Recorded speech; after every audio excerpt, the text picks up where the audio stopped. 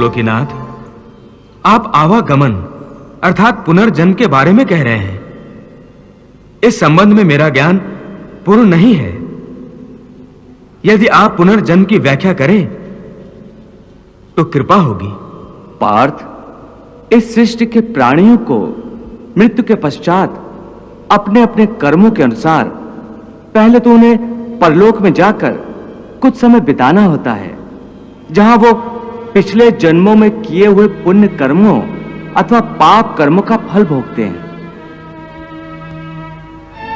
फिर जब उनके पुण्यों और पापों के अनुसार सुख दुख को भोगने का हिसाब खत्म हो जाता है, तब वो इस मृत्यु लोक में फिर से जन्म लेते हैं। इस मृत्यु लोक को कर्म लोक भी कहा जाता है, क्योंकि इसी लोक में प्राणी को वो कर्म करने का अधिकार है जिससे उसकी प्रारब्ध बनती है। हे केशव, हमारी धरती को मृत्युलोक क्यों कहा जाता है? क्योंकि हे अर्जुन, केवल इसी धरती पर ही प्राणी जन्म और मृत्यु की पीड़ा सहते हैं। अर्थात दूसरे लोकों में प्राणी का जन्म अथवा मृत्यु नहीं होती?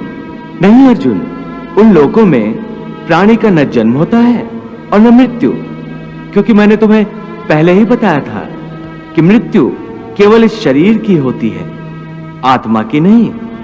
आत्मा तो न जन्म लेती है और न मरती है। तुमने तो यह भी कहा था कि आत्मा को सुख दुख भी नहीं होते, परंतु अभी कह रहे हो कि मृत्यु के पश्चात आत्मा को सुख भोगने के लिए स्वर्ग आदि में अथवा दुख भोगने के लिए नरक आदि में जाना पड़ता है। तुम्हारा मतलब यह है कि आत्मा को केवल पृथ्वी लोक पर ही सुख दुख नहीं होते, स्वर्ग अथवा नरक में आत्मा को भी सुख या दुख भोगने पड़ते हैं? नहीं अर्जुन, आत्मा को कहीं किसी स्थान पर या किसी काल में भी सुख दुख छू नहीं सकते, क्योंकि आत्मा तो मुझ अविनाशी परमेश्वर का ही प्रकाश रूप है। हे अर्जुन, मैं माया के अधीन नहीं, बल्कि माया मेरे अधीन है, और सुख दुख तो माया की रचना है। इसलिए जब माया मुझे अपने घेरे में नहीं ले सकती, तो माया के रचे हुए सुख या दुख मुझे कैसे छू सकते हैं? सुख दुख तो केवल शरीर के भोग हैं, आत्मा के नहीं। हे केशव, लगता है कि तुम मुझे शब्दों के मायाजाल में भरमा रहे हो। मान लिया कि सुख दुख केवल शरीर के भोग हैं, आत्मा इनसे अलिप्त है। फिर जो शरीर उनको भोगता है उसकी तो मृत्यु हो जाती है, वो शरीर तो आगे नहीं जाता।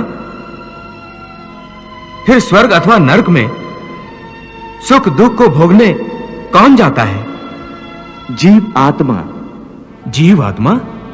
हां पार्थ, जीव आत्मा। ये जीव आत्मा क्या है केशव?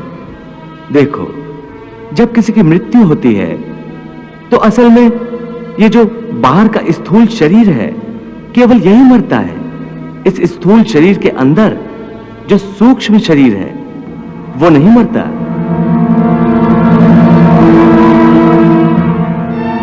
वो सूक्ष्म शरीर आत्मा के प्रकाश को अपने साथ लिए मृत्यु लोक से निकलकर दूसरे लोकों को चला जाता है। उसी सूक्ष्म शरीर को जीवात्मा कहते हैं। इसका अर्थ है कि जब आत्मा एक शरीर को छोड़कर जाती है तो साथ में जीवात्मा को भी ले जाती है।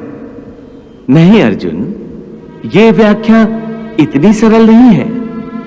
देखो, जैसे समुद्र के अंदर जल की एक बूंद समुद्र से अलग नहीं है, उसी महासागर का एक हिस्सा है। वो बूंद अपने आप सागर से बाहर नहीं जाती। हां, कोई उस जल की बूंद को एक बर्तन में भरकर ले जाए तो वह समुद्र से अलग दिखाई देती है।